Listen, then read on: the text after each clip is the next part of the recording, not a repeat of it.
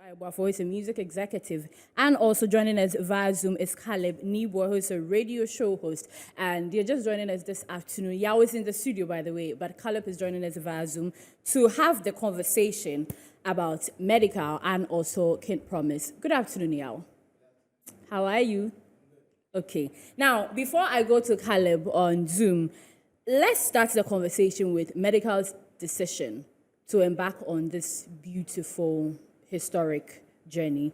What was your reaction, or what were your reactions when you first heard that he said he wanted to do medical at Indigo at the O2?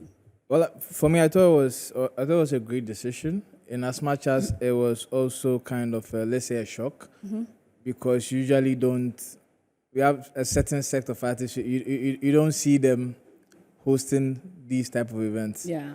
But then I think last year I was an advocate of Ghanaians taking that step, where they go onto the foreign market and try to conquer. So medical making that statement was a great one, and we were all waiting for him to actually announce the day, because initially we were a bit skeptical, because when we went to the Indigo website, you didn't really see his show till officially Yes. it was booked and date was set. And I believe we've all been supporting since then. This has been one of the things I would say Ghanaians really put their weight behind, in terms of mentioning it, hyping it, radio discussion, television discussion, and we are happy that it was able to be a successful event. Yeah. Yes. I mean, last year he dropped a project, an Planning and album, Plotting. Planning and Plotting. He went further to have an experience for planning and plotting, and then also embarking on this. How do you see this impacting his career, or even the growth from where he was to where he aims to go to? Well, firstly, this is going to boost his ego. And also going to boost like every single decision that he would attempt in the future.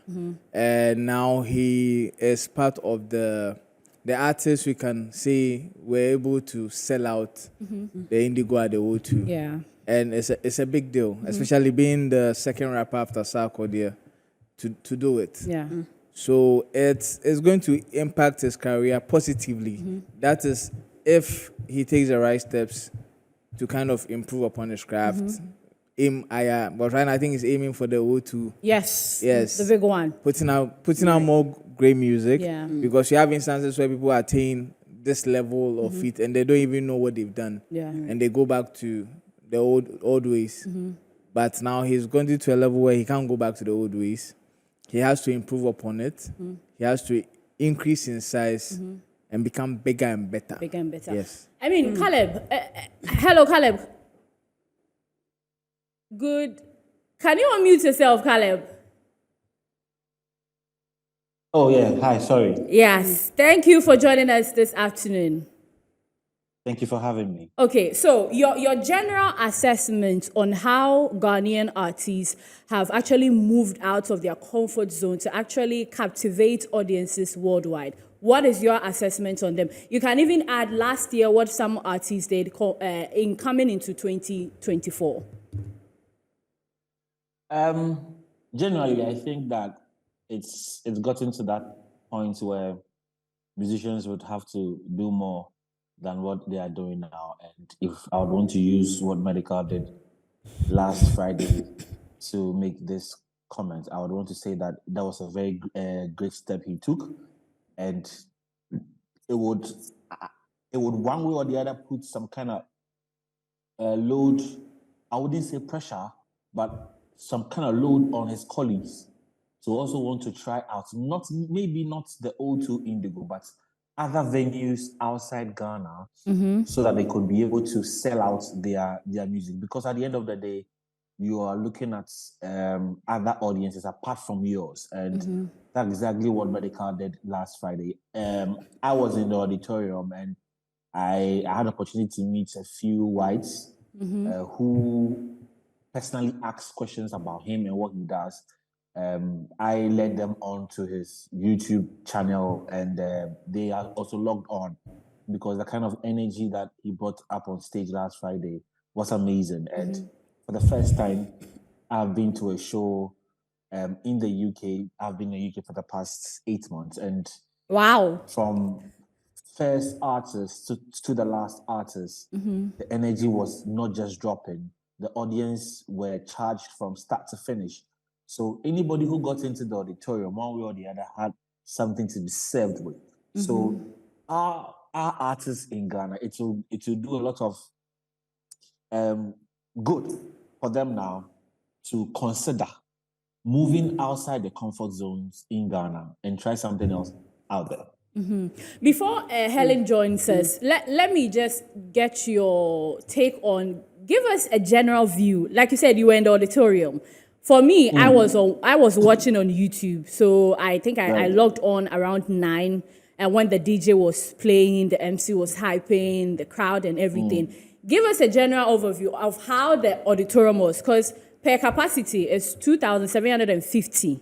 There's a floor, and then there's a upper seats for people. Terrace, Yes. So give us a general view of how the place was in terms of people, capacity, and even the vibe in the room when the DJ started, before Medical had to come in, Sarkodie, and then Shatta.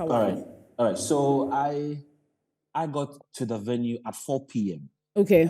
I did so because I wanted to have a feel of the place and also catch the euphoria outside the venue and then inside the auditorium itself. So I got there a bit early to catch up all these things. When the artists were having their sound check, when Medical actually had to come out and take that photo, that video of the sold out banner backdrop, around the same time I was around. So I saw how the show built up from the first minute to the last minute. Of course, at 7 p.m. when the show started, you could see, well, it was a general feeling, people coming in, walking left, right, center.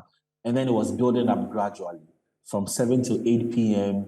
Well, you couldn't see much people in the auditorium. Then at 8:30, you saw them coming in one after the other. And then at 9, everything changed. It changed at 9. The audience actually had gotten to a certain number that one could say it was appreciable. So show was on. Every artist who came on stage, Malcolm Nuna, Article 1, Efia, Bisake Day, whoever you would think of, whoever got on stage that night didn't disappoint. Now, so the hype men put up the energy at a certain level. So every artist who came on stage had just one task. Either you uplift the energy, yes, or you keep it where you came to meet it. Yes. And every artist knew what he or she was supposed to do. They understood the assignment. They came on, and there was no dropping.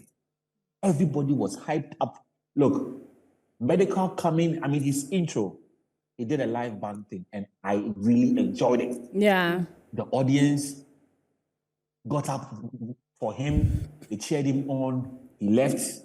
Bisa had to come. Bisa also did live band throughout.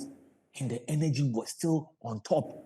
Even with Bisa, the fans even wanted more. Yeah. Then Bisa had to go. Ifia came. Then Medical had to come back.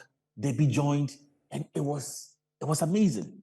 One of the most surprising moments for me last Friday was Debbie, because she was the last person I actually think of coming on stage. Nobody thought she would be there, because from all what we saw, I mean, the build up to the show, there was nothing from Debbie's camp that showed that she will be flying in to come and do anything for Medical. But it was good. It was good. It was so good that when she finished her set with Medical and she had to do her hairs, there was a part, you know, her song that she did after the breakup. He pay me, give but you go take do Look, when Debbie dropped that line, you should see the audience. Yeah. You should see how they reacted. As if the lady knew something some 5 years ago when she had a thing with Medical. And the way she did it got the audience high. So when she left and Medical came back, energy continued. It was Sarkodie who actually surprised some of us, because we felt Obede was coming to London with some energy. But, you know, he did just 2 songs, and he left. But Okay. it didn't change anything. Right. He left. Okay. Wale came on stage, and then I could tell that, Caleb, that was definitely a proud moment for you as a Ghanaian on that stage. But before we let go of you, see, you have spoken about how, some artists indeed are taking us to the world, and then you were hoping that other artists will also take a cue from that and take us there. Now, tell us, for those who probably are not so sure of their audience, King Promise has gone to Asia, so they also want to be there. And they try getting there and it doesn't work. What do you have to say? What really should be the steps that artists should take in trying to move out of Ghana? You see, I think medicals, I would want to use medical in this case because at a point his team actually reached out and we had to work on grounds. What I noticed was that he came to the UK early this year to do some groundwork. Then he went back to Ghana. Now, back in Ghana, the team was still here in the UK working in terms of getting him plugged onto some shows, getting his music on some radio shows that I heard of, and then the Ghanaian community itself. So a lot of plugins had to go on in these communities. And then, of course, when you come to the UK, Alodia is one of the biggest music blogs you have in the UK. Alodia was also reached out to, and Alodia did one or two works on the grounds. But of course, at the end of the day, it is the people that we are trying to woo to come see you. One conversation I had with Alodia after the show, if we are ready to fill the arena itself, and he tells me, no, we are not, because not that the artists are not good, but it's the people, the Ghanaian people. It's difficult to grab them from their homes to come to shows like this. So one thing he told me was the work should go to the people. We should find ways and means to attract the people to move from their homes and come to these shows, because most of the shows our boys go out there to go and do outside Ghana. Sometimes they are the nightclub, at the pubs. You hardly hear them go do it in an auditorium like we saw Medical did. So this is step one. We can take the classes from Medical show and then add up as a way of trying to open up the audience, get more people on board so we can preach and get our people out there. At the end of the day, in as much as we are trying to get our people, we shouldn't forget that we are not only targeting Ghanaians. Yeah. We are targeting the world. So people who are living in the country that we want to go and play in, it could be the nationals there or it could be the Africans there. Once they are not your countrymen and they are from other countries and they are able to buy into it, it helps. Moreover, what happened at Medical show that I haven't said to you is that some people got into the auditorium at 10:20 and the show ended at 10:50. So there are a lot of people who didn't even enjoy the show, even one quarter of it. Yeah. So when the show ended, you should see the number of people outside. They couldn't go because they wanted more. But time is up, so we have to leave the place. Yeah. It got to a time security had to even come in and start asking people to leave the place because the place was getting choked. You know what, Caleb, thank you very much. Our time is fast spent. We wish we could have had an extended conversation because so many things could have considered. But then thank you very much for joining us to give us everything that you have said. Really, really appreciate that. But then in the studio, let me come back to YAW. You know what? With the lineup of artists that were on the bill, plus what Caleb is saying, should I was part of the organizers, should Medical had been daring enough to go beyond Indigo at the O2, go for a different auditorium, because there's the Royal Albert where Wizkid has used, there's the Everton, which also has like 5,000 and above capacity, or even the OVA Wembley Arena, that's like 12,500.